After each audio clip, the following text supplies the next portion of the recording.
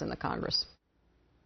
Joining us tonight, South Carolina Senator Lindsey Graham and South Carolina Congressman Trey Gowdy. We begin with Mr. Gowdy, who has been named chairman of the Select Committee on Benghazi, and we are now hearing media reports that he has gotten death threats since that announcement has been made. Thank you for being here with us tonight, sir. Let me first get you to respond to that. I know that's a sensitive matter. I assume you're being protected, but the unfortunate nature of where this investigation has already gone. Well, Megan, first of all, thank you for saying that. I was a prosecutor for 16 years. This is not my first death threat. I'm always happy when it doesn't come from my wife, and this one did not. So I'm going to be fine, and it's not going to keep me from doing my job. Good man. Let's talk about Hillary Clinton. She comes out tonight and suggests that people like you, I assume, are choosing not to be satisfied, that that's your choice, and the rest of us will have to live with it. Your thoughts on that? Well, you can add to that the family members of the 4 murdered Americans, because they still have unanswered questions. And I would just ask Secretary Clinton, with all due respect, can you explain why we were still in Benghazi after everyone else had pulled out and after the British ambassador was almost assassinated and our compound was attacked twice? There are 3 separate categories of questions, each with subunits within them, that have not been answered. I realize it's been 20 months.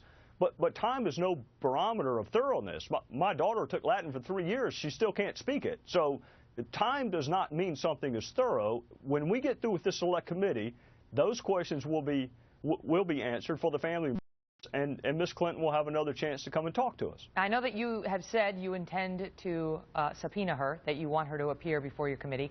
However, and I say this respectfully, the last time she appeared before Congress, what we had was a series of speeches from the lawmakers without that many probing questions. And I hear that from my viewers often when we look back on those hearings. What would be different this time?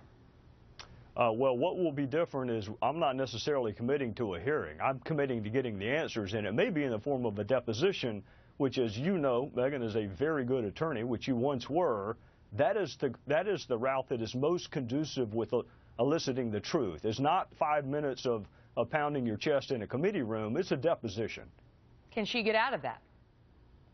Well, if she can get out of a subpoena, she can get out of it. But I don't send invitations to cocktail parties. We're going to send subpoenas, and we're going to expect her to comply. And if you don't comply, she'll suffer the same panoply of consequences that any of your viewers who don't comply with a subpoena will suffer.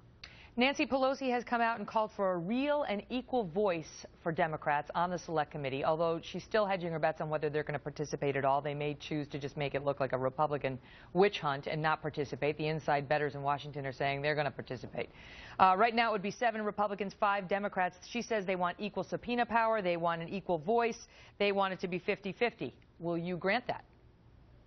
No, ma'am. As the president famously likes to say, elections have consequences, and the consequences of the last U.S. House race is that we are in the majority.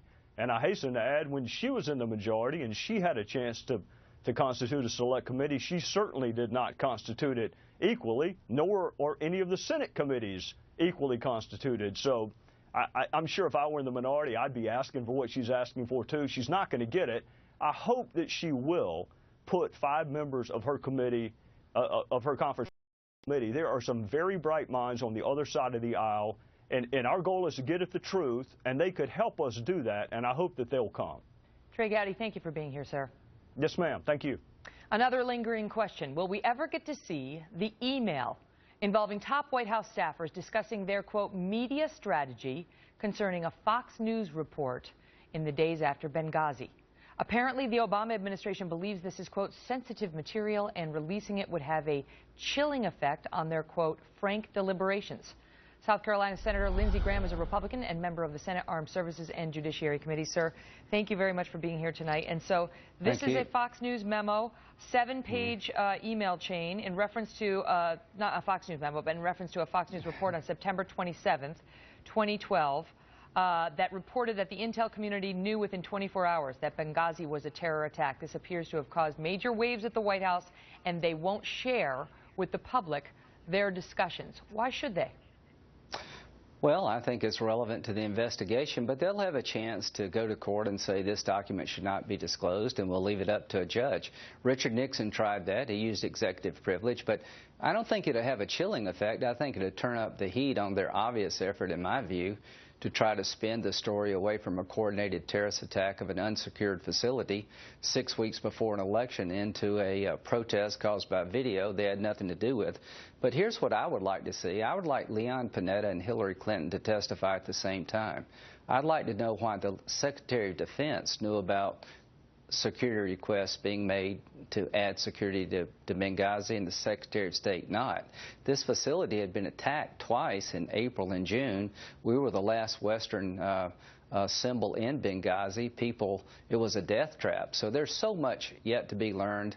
And in terms of Secretary Clinton's role in all of this, why was Susan Rice chosen to talk about Benghazi when she had absolutely no responsibility for Hillary Benghazi? Clinton has said before, I don't like to do the Sunday shows. That she wanted Susan Rice you know to go out and do what? it. Well, then don't become President of the United States then. Don't ask to be President of the United States if you don't like going on national television to talk about 4 dead Americans who were killed by terrorists. Don't even run for office. What do you make of the fact that Senator Reid has already said, despite your request, that there will be no select committee in the Senate, that there will be no cooperation, that that's a House-only thing?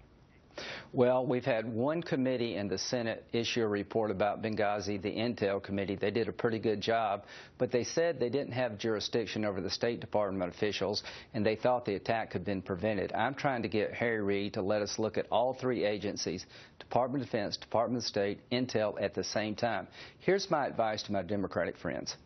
If you're seen as trying to cover up getting to the truth of Benghazi, and you think that everything that has been known and this is just a witch hunt, you do so at your peril. If we're overplaying our hand, we do so at our peril. So to Senator Reid, can you please tell me why Susan Rice said on 16 September the consulate was strongly, significantly, and substantially secured when she was asked about the level of security when nothing could have been further from the truth? Can you tell me why this email was withheld for 19 months, showing a coordinated effort to mold her testimony to get it away from a terrorist attack? I'll give Senator Reid a list of 10 questions, and maybe he can answer these questions because I can't.